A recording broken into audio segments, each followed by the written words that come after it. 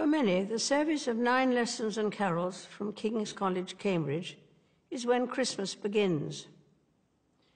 Listened to by millions of people around the world, it starts with the chorister singing the first verse of Once in Royal David City. The priest who introduced this service to King's College Chapel exactly 100 years ago was Eric Milner White. He had served as a military chaplain in the First World War.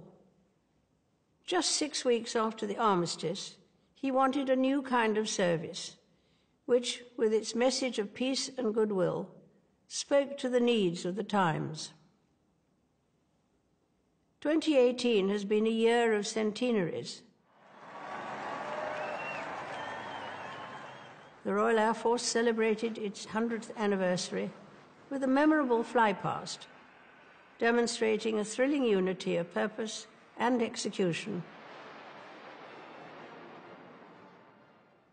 We owe them and all our armed services our deepest gratitude. My father served in the Royal Navy during the First World War. He was a midshipman in HMS Collingwood at the Battle of Jutland in 1916. The British fleet lost 14 ships and 6,000 men in that engagement. My father wrote in a letter, "How and why we were not hit beats me." Like others, he lost friends in the war. At Christmas, we become keenly aware of loved ones who have died, whatever the circumstances. But of course, we would not grieve if we did not love. Closer to home, it has been a busy year for my family.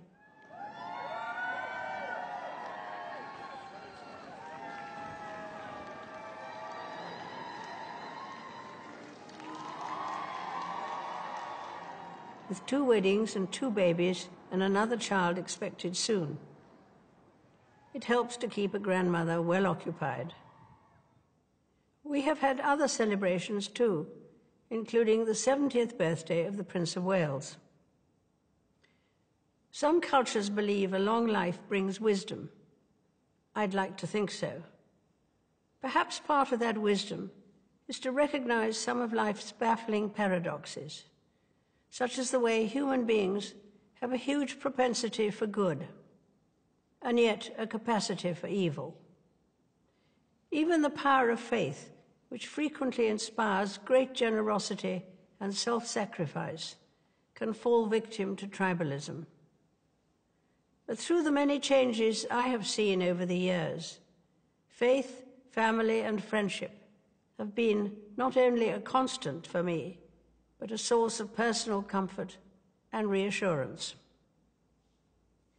In April, the Commonwealth heads of government met in London. My father welcomed just 8 countries to the first such meetings in 1948. Now the Commonwealth includes 53 countries with 2.4 billion people, a third of the world's population. Its strength lies in the bonds of affection it promotes and a common desire to live in a better, more peaceful world.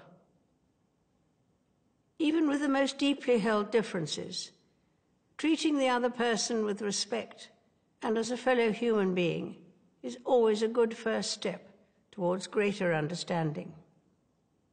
Indeed, the Commonwealth Games, held this year on Australia's Gold Coast, are known universally as the Friendly Games because of their emphasis on goodwill and mutual respect.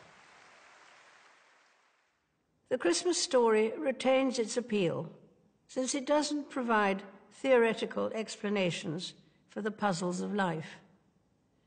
Instead, it's about the birth of a child and the hope that birth 2,000 years ago brought to the world. Only a few people acknowledged Jesus when he was born. Now, billions follow him. I believe his message of peace on earth and goodwill to all is never out of date. It can be heeded by everyone. It's needed as much as ever. A very happy Christmas to you all.